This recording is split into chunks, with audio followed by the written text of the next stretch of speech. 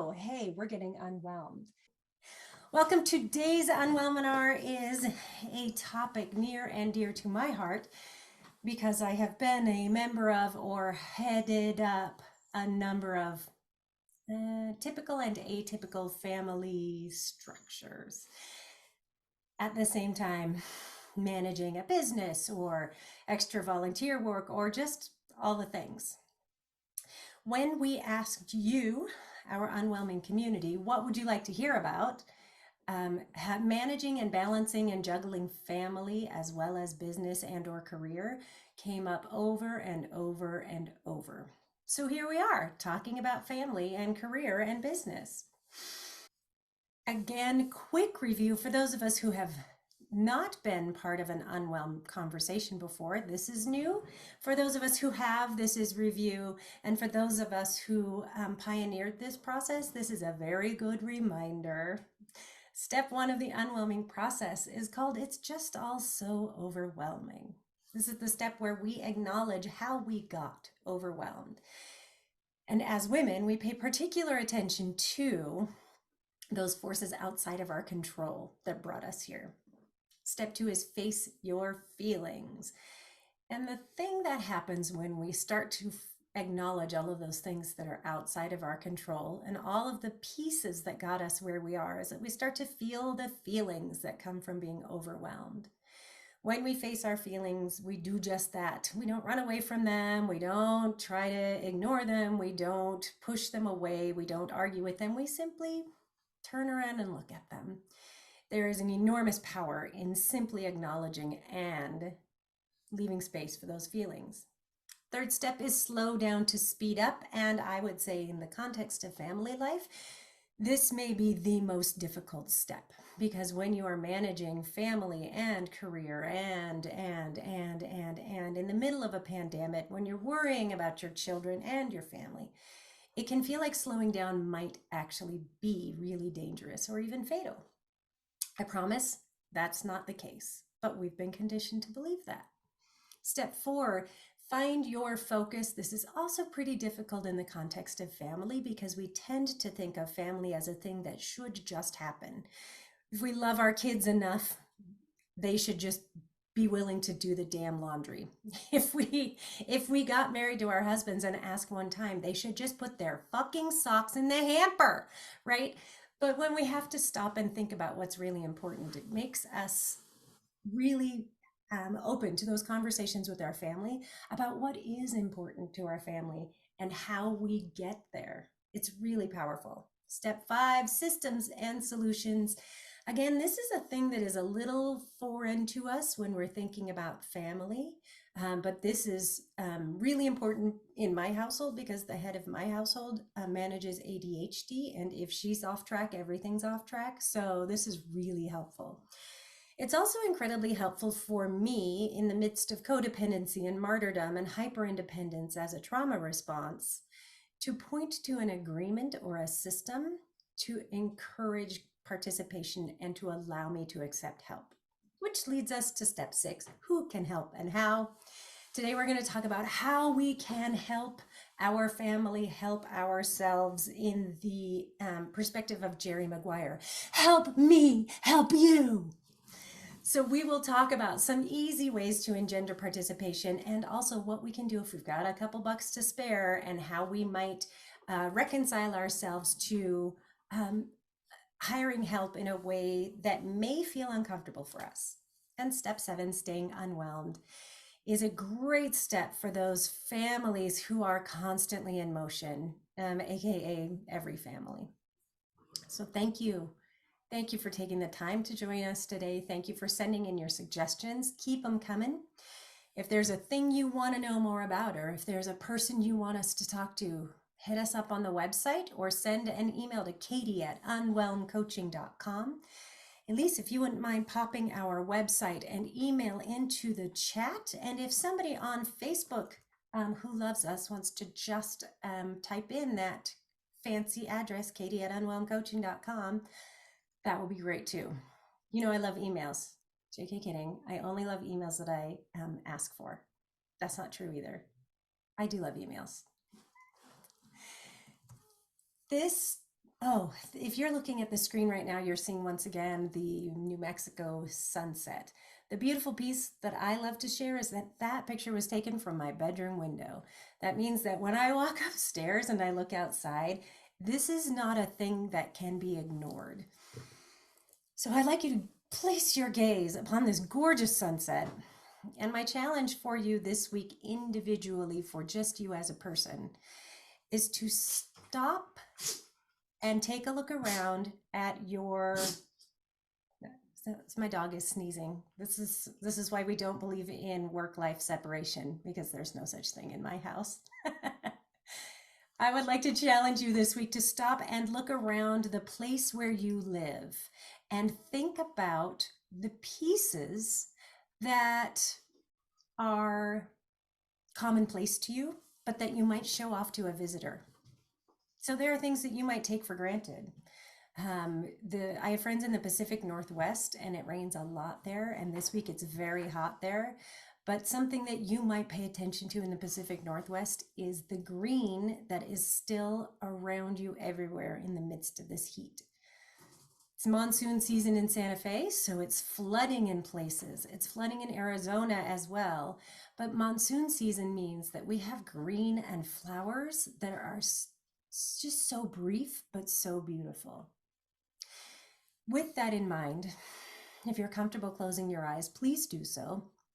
If you'd like to gaze somewhere softly in your environment or look at that beautiful sunset on your screen, you are welcome to do that as well. And if it is more comfortable and easy, you are welcome to shut off your camera so that you can rest assured people are not looking at you, although I can assure you they're not.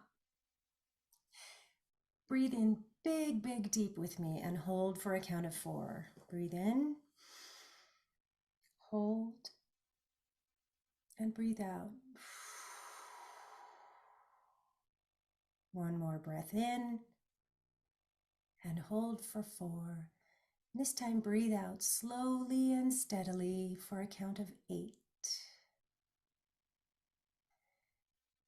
And one more time in and hold and out. As you allow your breathing to return to normal, I would like you to do a quick body scan, and I invite you to pay attention to a place in your body that feels tense or where you may be holding tension, and to gently place your hand on that spot in your body.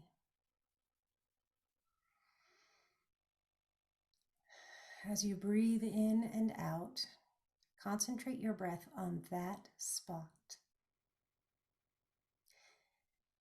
Imagine sending breath and light and love and space to that spot.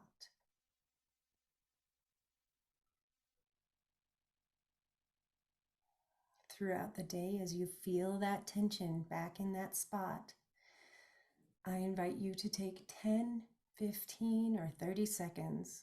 Close your eyes, gently place your hand on that spot in your body, and direct that light and love and breath and space, even for just a moment. And with one big breath again,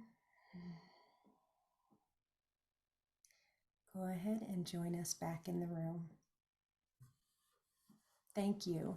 I'm going to be asking for your participation, and I want to reiterate that it is not required, and that if you have questions and you don't want to come on camera or speak, you can pop them in chat. I will be asking you to do some thinking and potentially some writing. So if you've got a pen or a pencil and paper handy, I don't care if it's a napkin or a Kleenex from your purse or the back of a margin of a newspaper or whatever. This is not homework. It will not be graded. But I would like you to be open to the idea of writing down some of these thoughts and feelings and things that come up in your brain.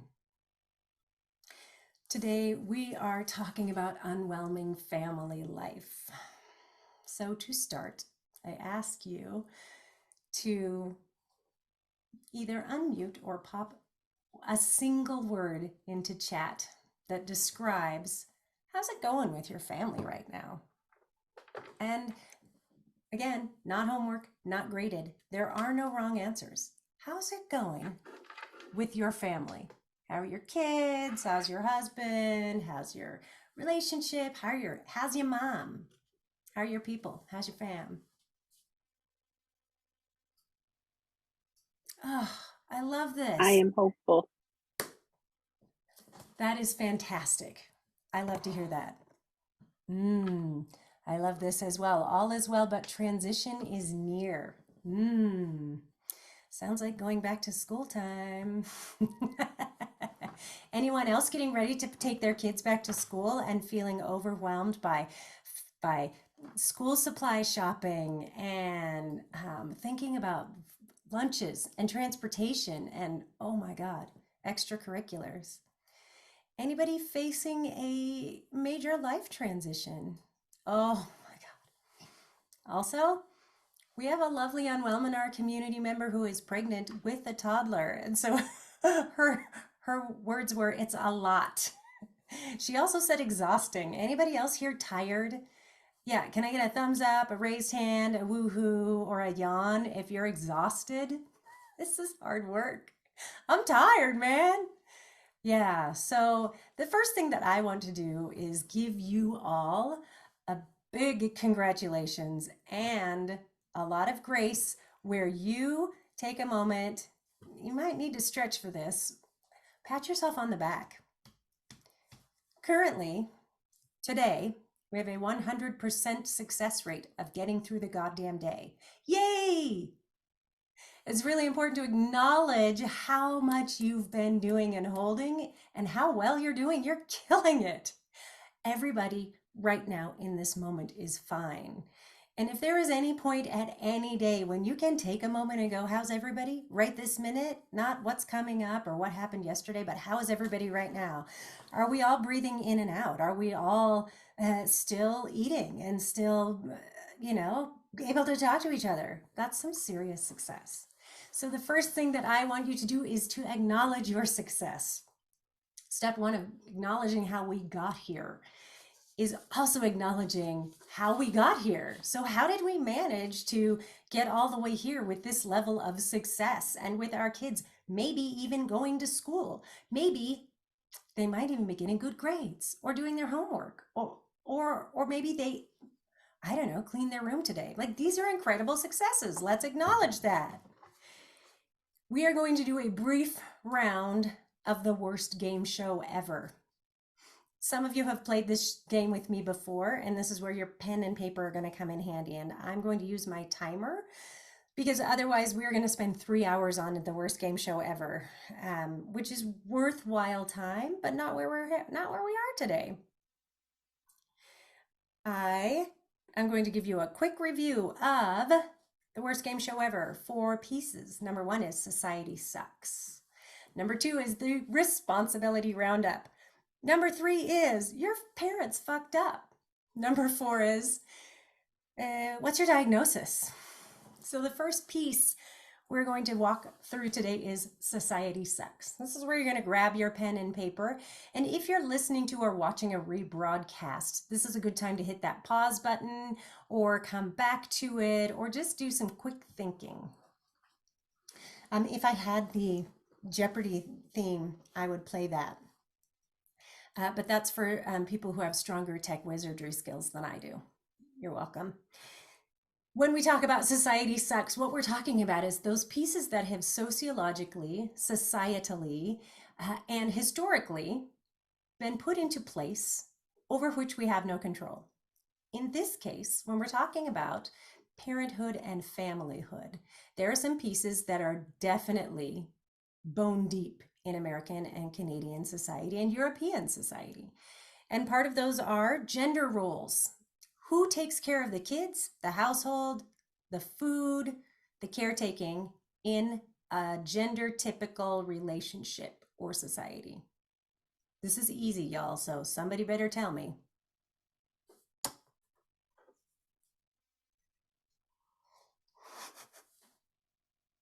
Women, yes. We ladies do it. Because women have historically been caregivers, caretakers, and even in the business realm, the reason there are so many women who are teachers and nurses is that those are caring fields and have to do with caretaking or raising children. Traditionally, and I will not step too deep into sociological history here, but traditionally as well, the kitchen and the management of the household is one place where women have been able to exercise power and control, and where it was ceded to them by men in what looked like a really sneaky sort of way. So men could say, oh, that's women's work. And what women have done throughout history is they have taken that responsibility and have created places of community and places of power within their community and family. So, yay, us. And if any men are watching right now, we're just exchanging makeup tips and recipes. Do not worry about it. Just go on about your business.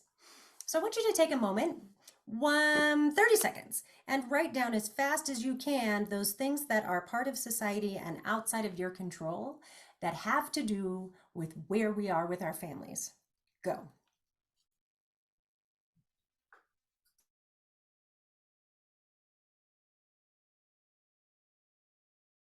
And pencils down. I would love to hear what y'all have to say. So, if anybody would be so brave as to unmute and tell me what they came up with, or pop it in chat, that's fine as well. You want me to go first? I'll go first. I would love that. Will you, number first, will you repeat the question? What are those I want to pieces? see if I ask. I want to know if I remembered it right. Perfect. I got the ADD. Got you. What are those pieces of society or history that have made caretaking and family management look the way it does right now? Those things that are outside of your control, but definitely have an impact on how you run your family. All right. So I got societal expectations. I got the disease to please. I got old timey ways. I have slow care or self care, slow living is still not good enough culture, and social needs. Oh my God. Thank you. Susie, that's some powerful Welcome. ish. Yep. Ish. Yes. Mm-hmm. All right. Peace. Who else? Oh, shh, shh, shh, shh, shh. Okay. Anyone? Bueller? So one of mine is that the expectation that dinner is a 4-course meal, that it has to include the proteins, the veggies, the rice, Yeah. when truthfully, sometimes it's just the Fruity Pebbles. Hell yes. Cereal for dinner is a magic power. One of the other things that I want to point out is that caretaking has an enormous value that is not monetary. Therefore, in a patriarchal society, it is simply unvalued. There's a fantastic piece of data that comes out annually, and I cannot remember who does it, but I will find it and put it in the conversation later. That is, what is the value of a stay-at-home mom? And that term itself is fraught with problems. But, if somebody had to hire somebody to do your laundry, a housekeeper, a nanny, it's high six figures, y'all. It's high six figures. And that's only at today's wages. If it were valued at the same wages as CEO or C-suite's wages, it would be vastly more. The next piece is your parents fucked up. Now, this is not a place where we blame our parents for our shortcomings or our struggles. This is where we recognize that they didn't have all the answers and that their societal expectations were stronger and that the penalty for stepping outside those expectations was even worse. So I would like very much for you to take I'm going to give you 15 seconds this time to think about the ways that your parents shaped the way that you are now engaged with your family, that they were either unaware of or did intentionally because they thought it was the way that we should go. Go.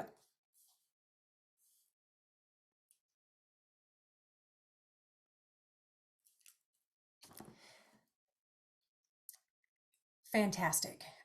There are a couple of pieces in chat that I want to draw attention to. Kristen noted that one of the pieces that, two pieces that we didn't even talk about are women's rights and gay rights. I mean, holy cow, the part that that plays in our role in caretaking in our family is inescapable and enormous. I also want to call out a couple of other things. Single moms had to do it all. Single mom, work, education, all of the things, right? Here, here. I also have a note in chat. I make a point to take accountability and apologize to my children when I am wrong, which is something I never got. That is amazing. This expectation that parents are always right, right? Oh yeah. And then in Facebook, and then apologizing for being pissed. Oh yeah, your parents will teach you that. Women aren't supposed to get angry. Who else wants to weigh in here? Oh my gosh, be the kind of parent whose behavior during their childhood requires no explanation or apology upon their adulthood. Holy shit, that's aspirational, right? That's my mom and dad, though. You know it. That's Oh exactly God. how they were. Yeah, Your mom and dad were rock stars, Susie. I'm putting that they're out there. great people Yeah. for sure. Thank you. Yeah. Yeah. You know what? It's really important to recognize that we as parents are going to mess up. Not if, not maybe, definitely, for sure, because we're human. And I really appreciate Heidi's input that she apologizes. She recognizes and apologizes when she's wrong. And so we teach our children that making mistakes is human and that we can come back to it and acknowledge it and fix it. This is fantastic. All right, moving right along because we have a lot more to get to, but this is really important. I would like you to take 15 seconds now for what's your diagnosis? This may also be any diagnosis in your family. These are diagnoses that have been sought out medically. They are also diagnoses that come internally and externally, like too loud, too bossy, too bold. Anything that starts with TOO. And begin.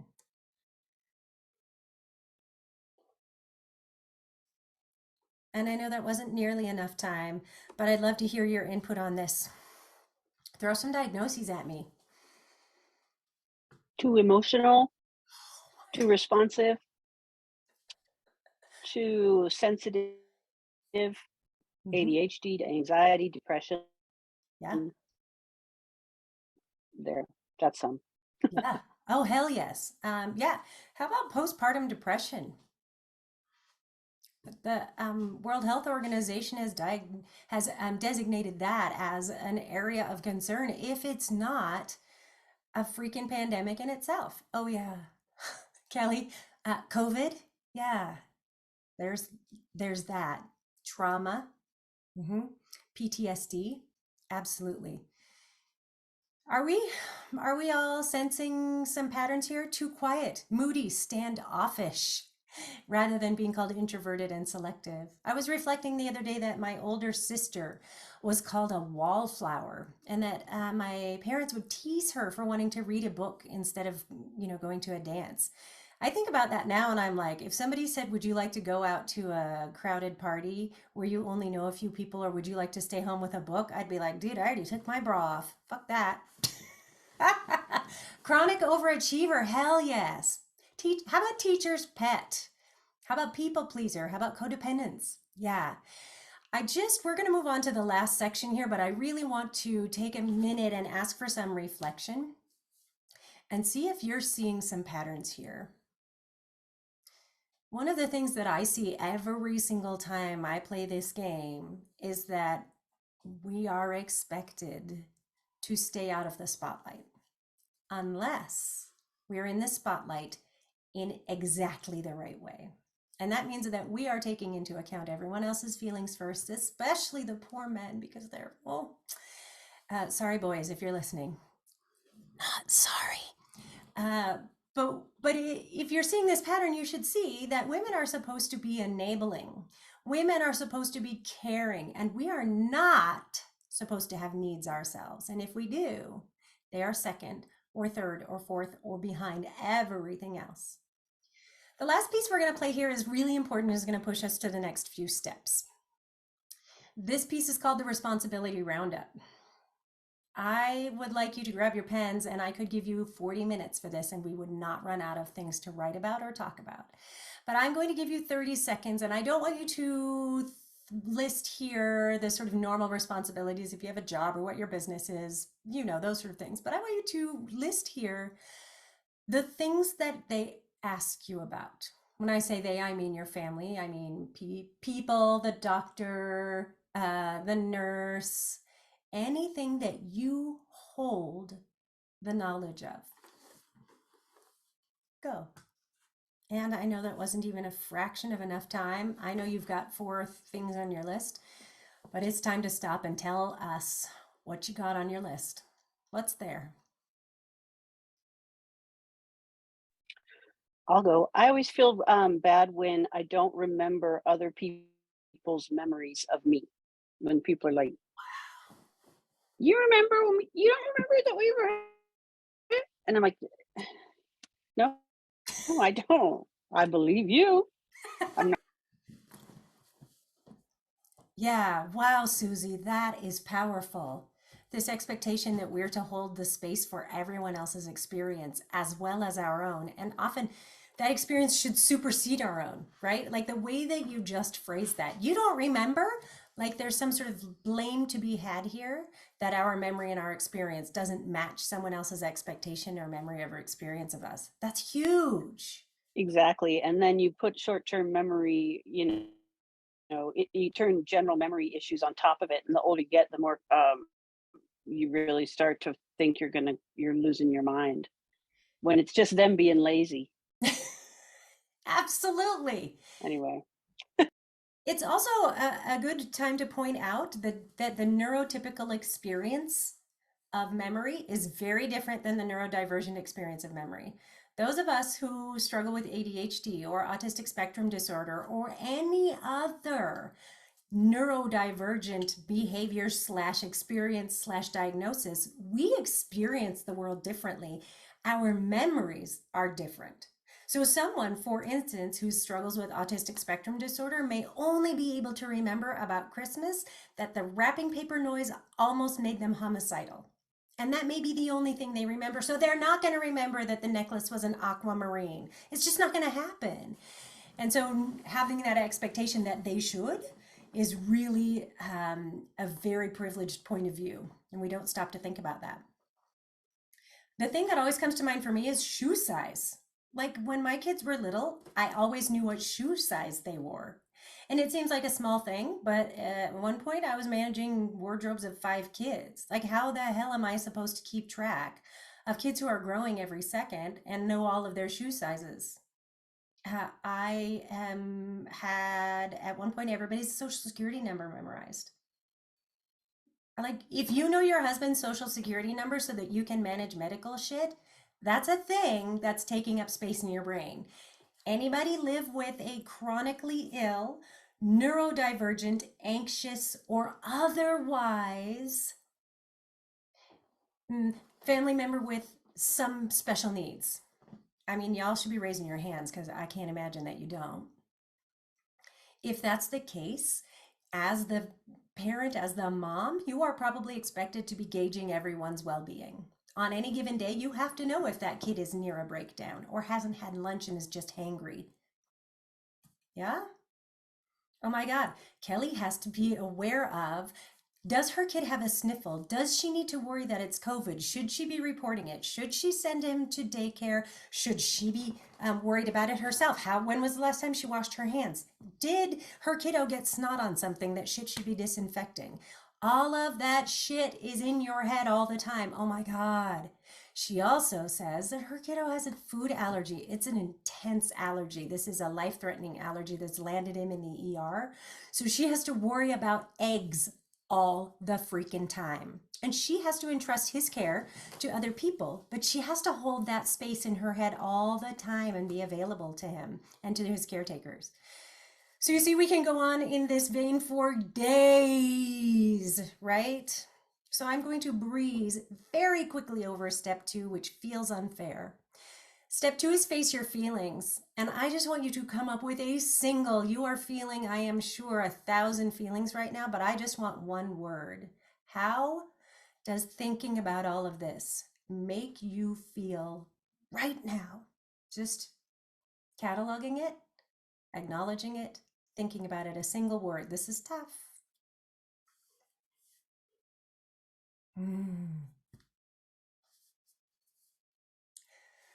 I might cry a little bit because this is the magic of community. This is the magic of women supporting women, which is at the absolute core of what we do. Susie noted that how she's feeling right now is valued. That's incredible. Thanks for acknowledging that, Susie. Elise said heavy. When I start to look at all this, I feel overwhelmed, y'all. Word up, Kelly. I feel overwhelmed. This is a lot to manage. So the reason I'm not going to spend a lot of time here, even though it feels a little bit unfair, is that we do have a blog post on the website about how to gently hush your inner asshole. And that process is the same as every other Unwhelm process that slows down to speed up, that talks about really acknowledging how we got here.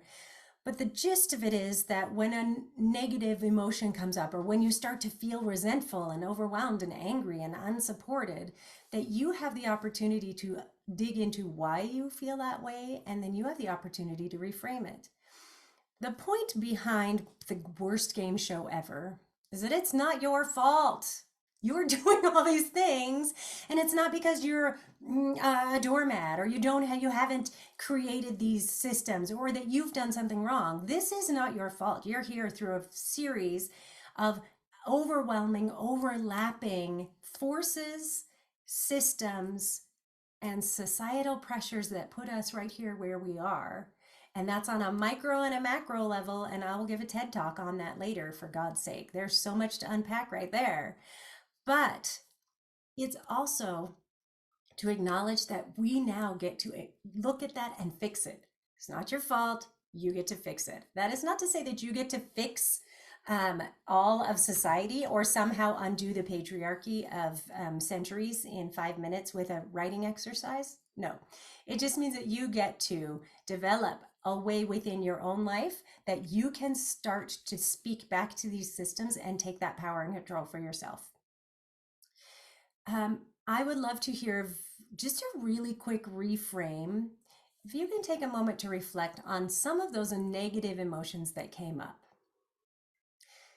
When I, for instance, feel overwhelmed, I can turn that around into being seen. So when I have these conversations with other women, I go from being overwhelmed because I'm thinking all of these things and holding space on my own, to being seen, because when I play this game with other women, invariably what I hear is, whew, it's not just me. So I'd love for you to take a moment and reflect. And if you've got a quick reframe, if you'd like to talk about that, or just even tell me what that reframe is, overwhelmed to seen, for instance, I'd love to hear that. I would say in those moments, I feel control when I reframe, because if I don't sense that, then it's everything is coming at me and everything is happening to me. But when I say, but I have control of this situation, it reframes for me that I can shift my priorities. I can reflect on societal norms and how I'm going to adjust those within my family and the work that I do. So remembering that I have control over the things that happen within my world, whether I truly have control, or it's the control of just not listening to it anymore, of saying I'm turning that off, I'm not reading that. That is, I have a sense of control in each thing that I can do. Elise, that's fantastic. One of my favorite social media stars is Elise Myers, and she has a saying that just simply goes, I don't receive that. So I'm not going to take that messaging. Right now, I don't receive it. I love that Heidi put in chat that she goes from ashamed to confident, because we feel like we're not holding anything. And then when we realize all that we're holding, we're like, God damn, I'm amazing. So please take a moment to say that to yourself right now. Check yourself in the camera and be like, bitch, you my boo. I like you. All right. Channel the confidence of a white Ivy League fraternity member. You have done everything right your entire life. And there's not a goddamn thing you can do wrong. The world is set up for you. Just hold on to that. Thank you. I want to pause and say thank you so much for your vulnerability. And if you're listening, I want to acknowledge that this can be tough to do on your own if you're just listening. And if you have a friend, loved one, accountability buddy, therapist that you can talk this through with, it can be really helpful. Feel free to hit us up at the website because we have ways to support you and we have an amazing community that can be here as part of your support system. All right, we are going to dig into a couple of pieces. I'm going to slide over the next couple of pieces and just give you some instruction, but then offer our support for later.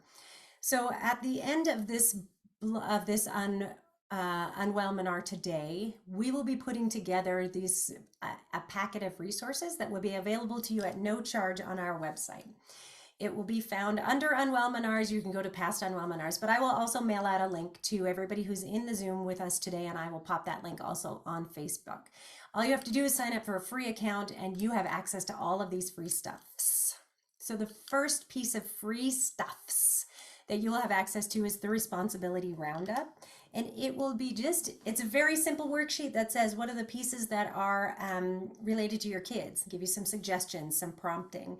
It'll be what do you do in your job that you have to think about on your non-job hours, or are you running a business? Because that is all the time, right? So you will get some responsibility roundup support in our free Unwhelming community section.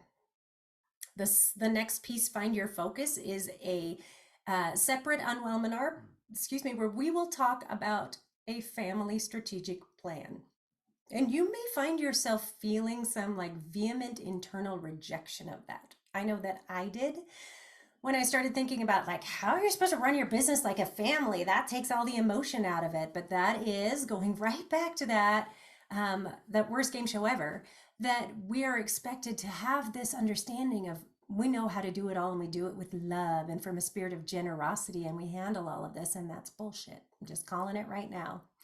So we'll talk about how to uncover your personal values and how to work with your family and get their buy-in and their ownership in a process that makes it feel like you really do understand what your family stands for. And where we're going to land right now is systems and solutions, because this is another piece you're going to have access to. And I'm going to talk about this piece and the who can help and how sort of quickly, but I do want to dig in a little bit to this. When you're thinking about systems and solutions in your household, I want to think about those things that happen all the time, like taking a shower or brushing your teeth. And when your kids are little, you may have, like a chore chart that you put stickers on. They do something well and they get a smiley face, or you're trying to do potty training and they get some kind of reward system for moving from diapers to potty training, or they're doing their homework all the time, so you take them out for dessert. So I'd like you to do just a quick self-assessment. What are some areas that you are already tracking explicitly within your family? That may mean that you are doing something as simple as writing in your daily planner a thing that has to happen. It may be that you take out the trash to the curb on your calendar on Thursday nights. Spoiler alert, we do that in our house. Just take a quick assessment and think about things that you're already tracking. If somebody wants to throw that in chat or unmute and tell us a way that they're already tracking their systems and what solutions they have in their household, I'd love to hear that. Meal planning. Oh, that's a big deal. Yeah, absolutely. If we don't write down meal planning in my house, we end up with like 4 pieces of lettuce, 1 tomato that's real soft, and a bowl of cereal for dinner. Or if this resonates, we go out way too often. If we're tired and the shit's not ready and it's not planned, we'll just go buy dinner. Yep. Chore and laundry day. Yeah, especially if you've got preteens or teens, because that summer laundry in the teenage household, it smells real bad. Real bad. So there are some pieces where you're probably already tracking. There are a bunch of places where you may not be tracking. And this, again, this may feel like something you shouldn't have to do, but I'm going to encourage you not to should on yourself. And I'm going to put these resources on the website for you, but here are some thoughts. Menu planning is a big deal. And if you are planning your menu every week, then you can plan your grocery shopping. You can also plan who is doing the grocery shopping and or the meal planning. You can also make sure that you are paying attention to the ways that you're eating, and you have a better chance of eating healthfully if you're planning it out. Here's another thing. Chore charts are not just for teenagers or toddlers. In my house, I often was the holder of all the things that had to be done because I had for so long, and people didn't recognize that this is a thing that has to happen, like wipe out the inside of the microwave or something. This is really important to me, and so I was able to sit down with my family and say, these are the things that are important to me. Who's going to take charge of them? Then it gives you the tool of an agreement and a system to point back to instead of being resentful or starting an argument. This is something I touched on last week, but I really want to emphasize this. An online calendar that everyone has access to is an incredibly powerful tool because often as the mom or the lady of the house, you have responsibility for remembering all the things or writing them all down. You know what? That is a fantastic responsibility, and you may be doing a really great job of it. You are also, and please take this in the spirit of love, you are also training all the members of your household not to pay attention to time, but instead to pay attention to you. I'm just going to give you a minute to sit with that because that hurts, that stings. When you have an online calendar that everyone has access to, they can add events and take care of stuff themselves, and you are giving your children and other household members the gift of self-sufficiency. Here's where I stop for a second and I remind us all that hyperindependence is a trauma response.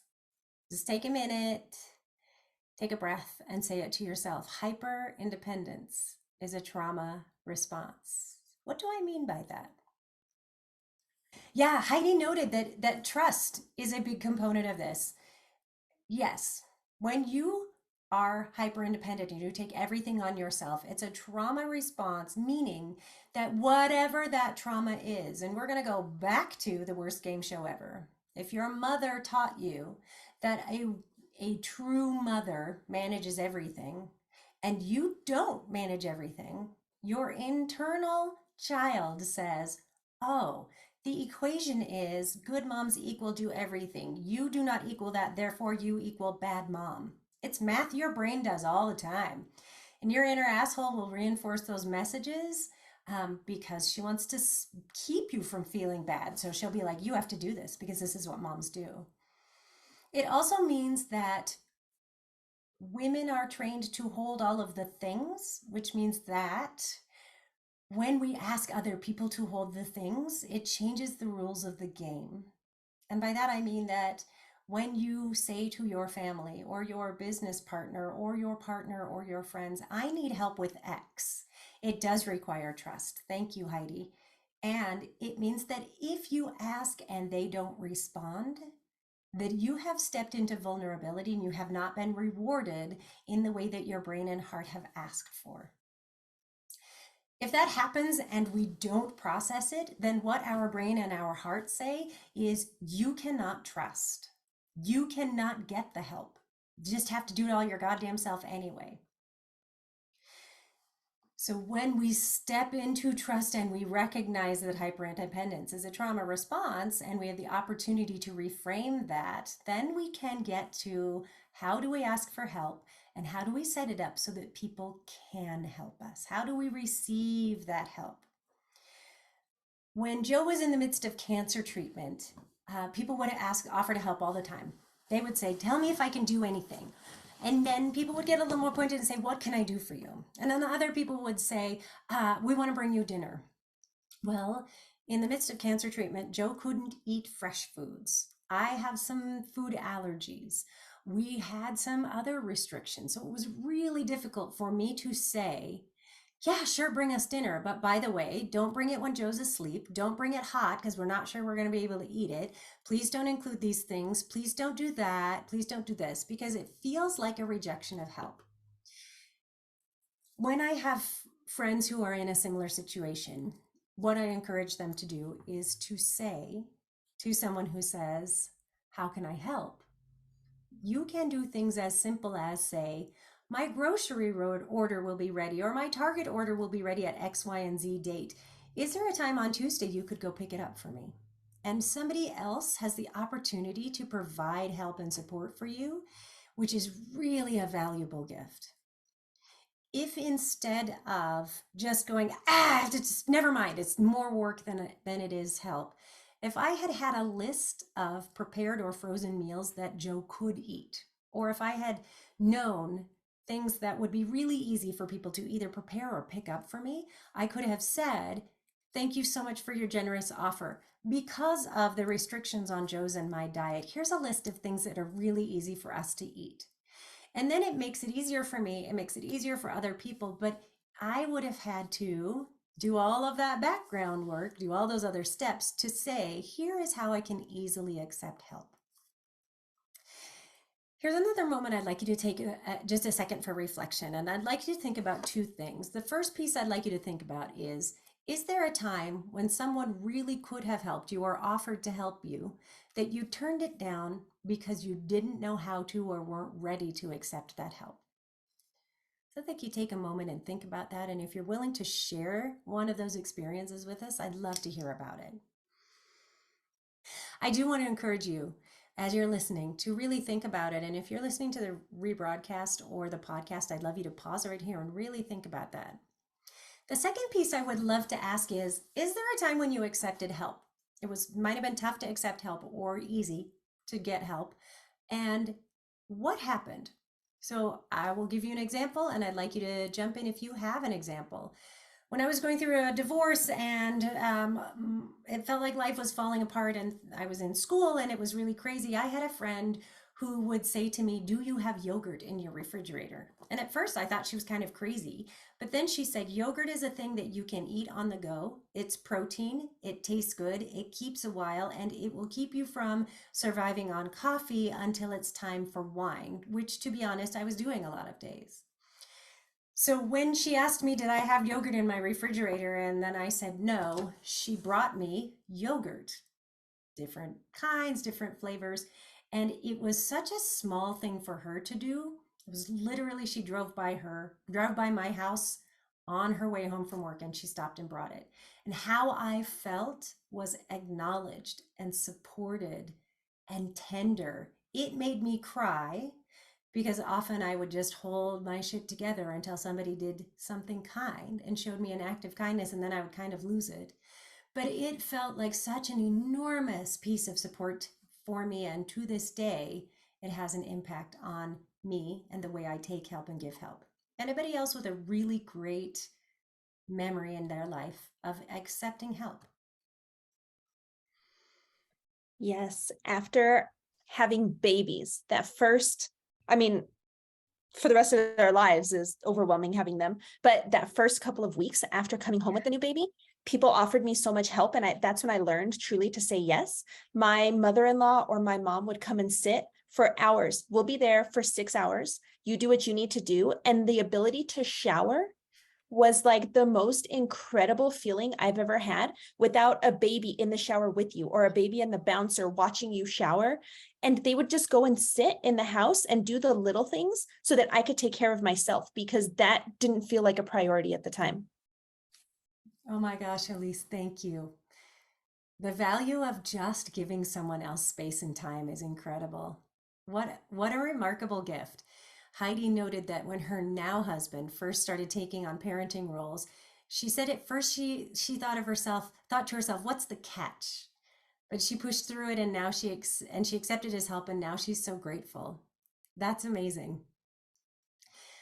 The last step of staying unwhelmed is the place where you continue to go back and do steps 1 through 6. It's a pain in the ass. I am not telling you that this is easy. I'm telling you it's simple. I'm telling you there's a way to get through it. And I'm telling you also that this week, every single day for me has been steps 1 through 6. And Elise, as my accountability buddy, has been there every step of the way going, what's behind that and how do we slow down? And what systems do we need to put in place to support that? This it is 57 minutes after the hour and we're wrapping up our broadcast, but I do want to acknowledge that this Unwhelminar may have triggered for you some things that really increase your overwhelm and that make it harder before it gets better. I want to offer to you that you can hit up the website and rewatch this broadcast and pause it as many times as you want, that you can hit Elise and me up personally. Elise, would you once again put our email addresses in chat? You can go to the website and hit the connect or contact form, that we are happy to connect you with other women who are part of the Unwhelm community and willing to serve as support for you, because that is the magic. If you have a therapist, I encourage you to take your notes from today or your thoughts from today to your therapist and have that conversation with your therapist. Find a friend who will hear you. Talk to your partner.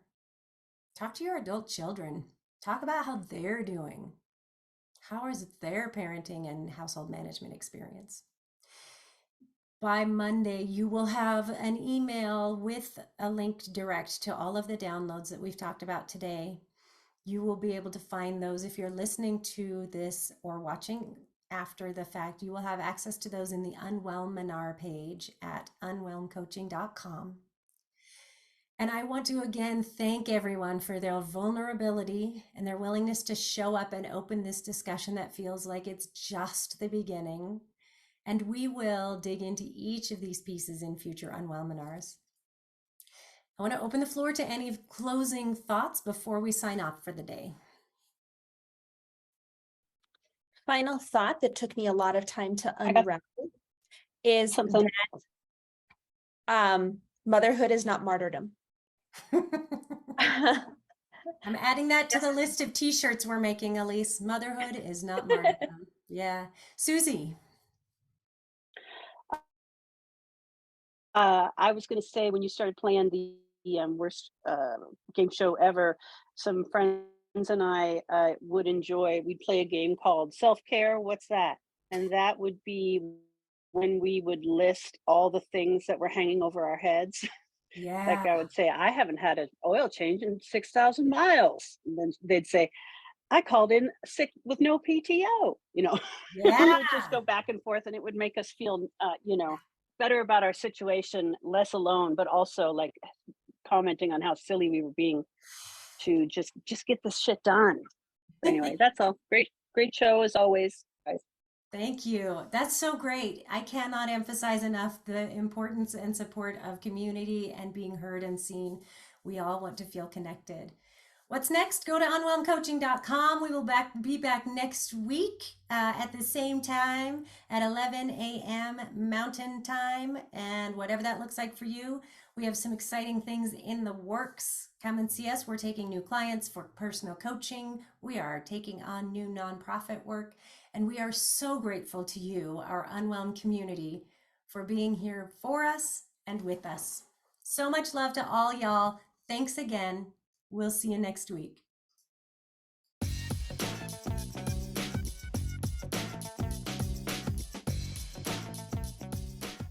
Oh, hey, we're getting unwhelmed.